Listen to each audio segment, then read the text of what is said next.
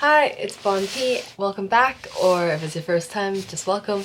Today is the 31st of March, which means it's time for a monthly wrap-up. So if you're new here, the monthly wrap-up is me talking about my favorites for the month, and then I talk about just like a random subject that sort of fascinates me. And sneak peek, we're gonna talk about K-pop this month. So either stay tuned or you can skip to the timestamp in the video. Okay, so favorites. Firstly, this is my first favorite, and it looks strange for now, but it's a laptop stand. So you see it opens up, it locks, and then the wings open up and you can adjust it to like the height that you want it to. So this is kind of difficult because this isn't a flat surface, but like, let's say you lock them like this, and then you rest your laptop at the bottom here and it elevates it.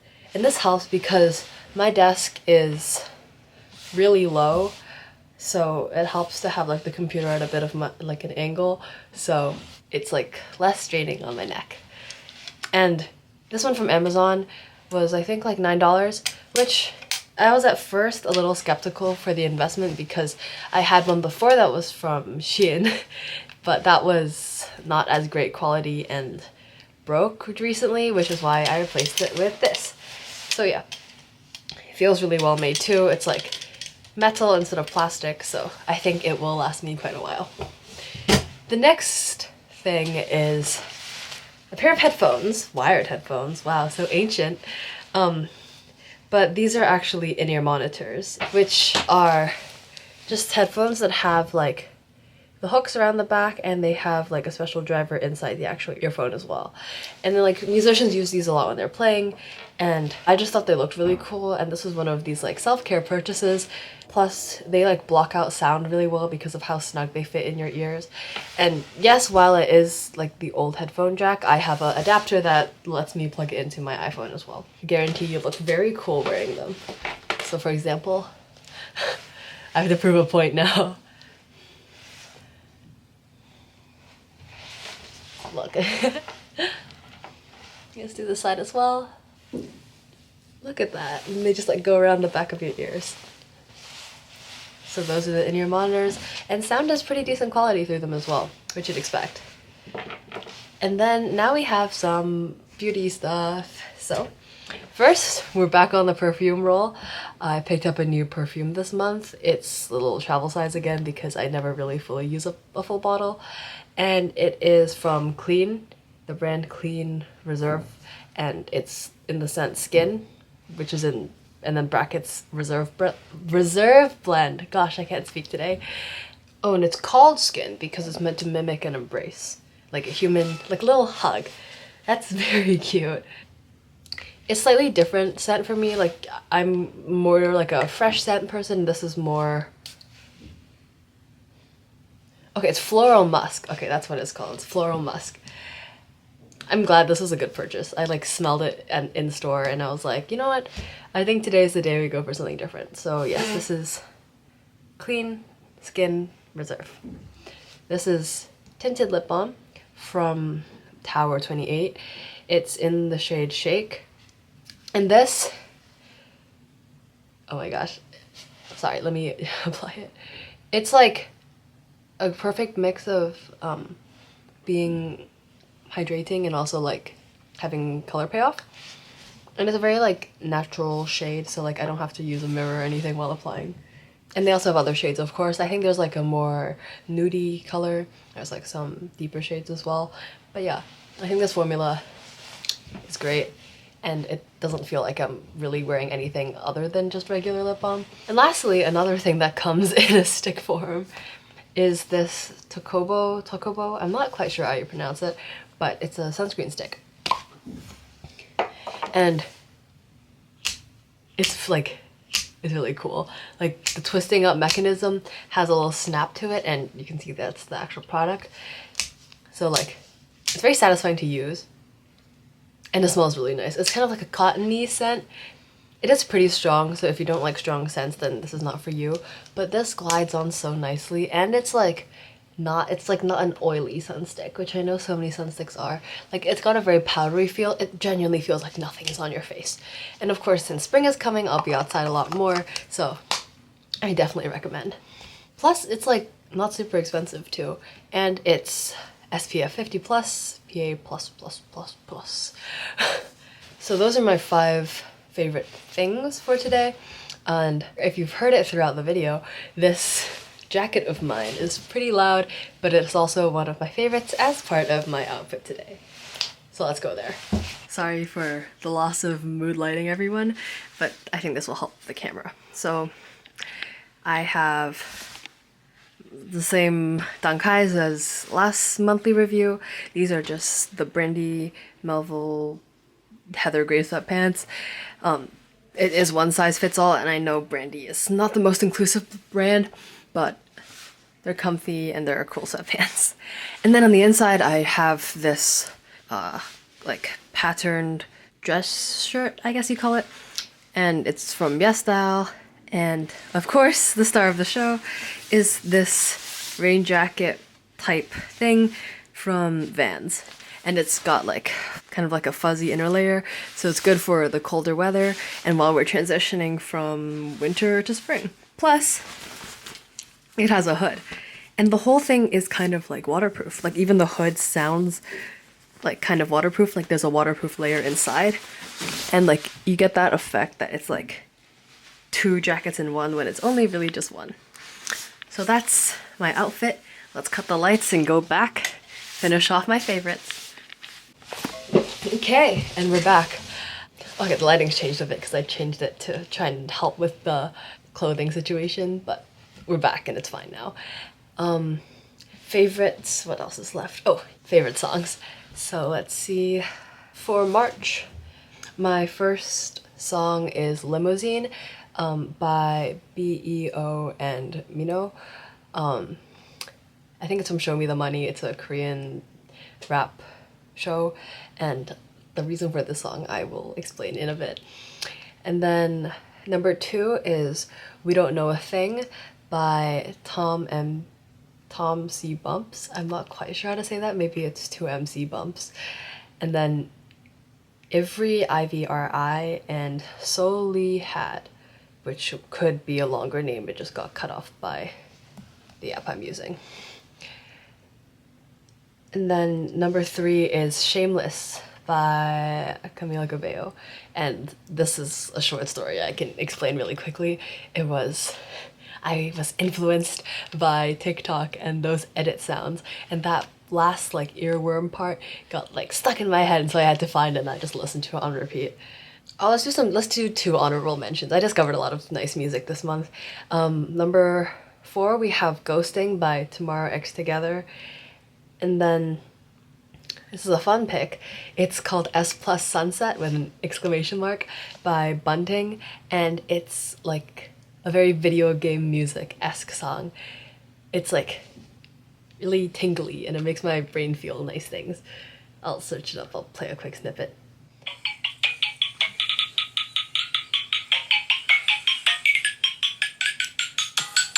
Okay, that's my 5 songs of the month that I think are worth mentioning. And while I have my phone up, let's do my sleep for the past month. I don't know exactly where I actually insert this section because it's kind of been all over the place for the past months, but I think I'll just put it after favorite songs because I'm on my phone anyways. I might as well pull it up. Okay, so it looks a little weird this month with that whole block up there, and that was because it was spring break and I traveled to Italy with my family, so time difference happened, but it's still time in bed regardless, so the app still should work with calculating it. So where's my average? My average is 7 hours and 17 minutes, which is surprisingly little because I feel like over break I should have slept more than I did, but maybe because like we were in Italy, we were there for skiing, and we had to like wake up early to go on the slopes. Maybe that meant I didn't get to sleep as much as I wanted to. And then when I came back for the rest of spring break, we were doing college visits, so those were also early. So actually, this is like what I would be getting in a normal month of school anyways, so it's not too bad. And it's funny, I guess like talking about sleep, I have a very meticulous series of things I do when I wake up in the morning. So I have my sleep schedule that goes off. And because Apple only does 9-minute snooze, I've just accustomed myself for the 9-minute snooze. So I wake up, I snooze once, and then if I need a little bit extra time, then I'll like set a 2 or 3 minute timer and I'll let that run, and then once the timer goes off, I'll wake up. So I give myself those extra golden minutes of sleep. You know, just feels so good. Like those 10 minutes of sleep could like substitute an hour of sleep. It's insane. But that's a little snippet of how I wake up in the morning. And now that we're done with favorites, it's time to ramble. Oh, and I forgot to mention earlier that the lighting is a little different today because I'm filming this at 11 p.m. at night, and usually I film it during like the afternoon after school, but hey, change is good, difference is good, variation is fun. K-pop. I knew I wanted to talk about K-pop as I was making the ramble idea and putting it all together and thinking what I would actually end up talking about, because I feel like K-pop has been such a big part of my life in the last 5 years now, maybe? It's crazy to think about, but I think it's worth talking about considering the interesting internet culture that's related with K-pop. So, as I sort of alluded to earlier, I've been a K-pop stan since about 2018, potentially earlier. I am not quite sure when that really happened, but as with many people, it happened and it started with BTS. Who could have guessed? And I remember really discovering them during Love Yourself Her, and then sort of staying on that bandwagon for quite a while afterwards. And then of course, as soon as I like dipped my toe in, the entire like world of K-pop came unraveling itself to me. And here I am still a K-pop fan. And even at boarding school, I have a photo card binder. I have a photo card collection. I have a light stick. I even have an album. Look at me. Go K-pop. But yes, so I've been a K-pop fan for a while now, and I've seen the community change quite a lot, so I have my fair share of thoughts. So, first I'd like to thank K-pop because it helped me and one of my best friends back at home sort of stay connected even though I moved away for school. So, we have continuous DMs on Instagram and Twitter of like us just sending memes back and forth to each other, or like sending other people's posts and like talking about like the newest MVs that come out, or like whoever in K-pop or some scandal or whatnot. Like we have a time, and when I am back in Hong Kong, we go visit like cafes that have events going on, and I really like that aspect of the K-pop culture that's sort of very appreciative and full of acts of support. And I think that's something that's really helped me get through my past few years of life, because I've had something like K-pop to latch onto. I know it's always going to be there, and I know I can always come back to it as a comfort place. Yes, there have been periods of time where I've drifted away, or that like I've just like forgotten to keep up with what's going on, but I've always come back, and as I said, it's like K-pop's got my back. Gosh, I sound so cringy right now, but it's true. It's there, and it's something that I'm familiar with because I've spent quite a bunch of time with it, and I know that I don't have to do anything excessive to be accepted by everyone else online. I know I can make K-pop and enjoy K-pop how I want to, and I like having that freedom to sort of explore and create as I please. But then, of course, this is me as a very neutral K-pop fan. I don't do much. I don't really interact much with online communities, and I know that there's definitely a very toxic culture on the internet surrounding K-pop that just comes out of the sheer devotion people have for their idols, and sometimes it scares me. Sometimes I wonder like if I did something wrong, if people will come at me for something randomly, which is why I don't post much about K-pop online, because I know how scary it is to just get sucked into something. And I've seen these fans come for people online, and you don't want that done to you. Like, K-pop was sort of how I realized how dangerous the internet can be. Like, you give people the power of making up rumors and just pinning it on people, and then suddenly the person's getting threats, they're disbanding, a group is disbanding, they're leaving a group, whatnot. And that scares me, the power that fans have. Like, I like being a fan to support an artist, and I think that's incredibly important, but they give us a lot of trust in doing so, and it shouldn't be like a one-way commitment where you can just do whatever you please. And then again, we have the whole aspect of K-pop as it's seen in popular media. Because I was a K-pop fan sort of as it was being more and more accepted. Like, BTS, of course, helped introduce K-pop to America, and then it started growing in popularity, and then suddenly it wasn't super cringy anymore, and you didn't have to hide the fact that you liked K-pop.